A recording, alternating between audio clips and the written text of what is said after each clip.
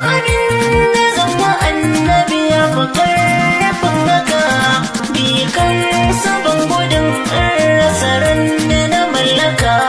Ku tsaya da ba ku tarihi ba ku misalika, wallahi banda annabi da kowa ya halaka. Sanadin ma aka ce da shi babban boka, har rabi bishi ya ce in na gafe naka. Mutuno kamar ne aka ce masu wa'inaka, lamajinin kujiya annabi ya wuce haka.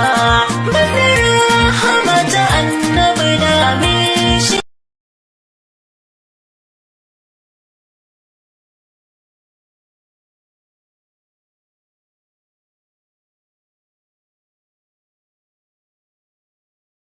To mai sauraro da fatan ka ji daɗin wannan waƙa ta babban mawaƙi wato Nura M Inuwa. Nura M Inuwa dai kamar yadda kowa ya sani babban mawaƙi ne a wannan ƙasa tamu, kuma ya shahara a fage na waƙoƙi kala daban-daban, irin waƙoƙi na soyayya, waƙoƙi na gidan biki, kai har ma da waƙoƙi na siyasa.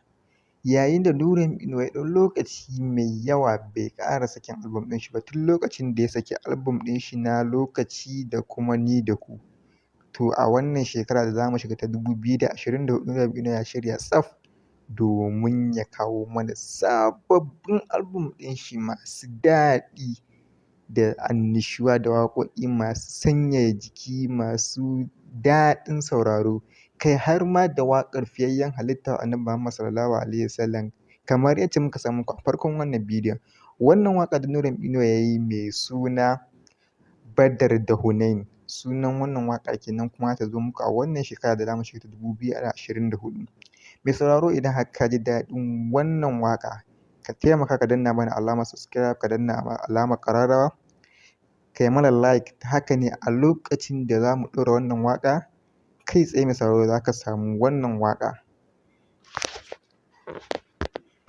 Nura M Inuwa dai ba a nan ya tsaya ba, domin kuwa wannan album ɗin nashi kamar yacce ya saba zai kawo mana waƙoƙi ka shuka Nura M Inuwa godiya tilas na baka, kai ka bani salaf waƙa ta wuta hana yi baituka. Da abin da zama annabi ya fi ƙarfin haka, bi kansa ban gudun rasa ran da na mallaka.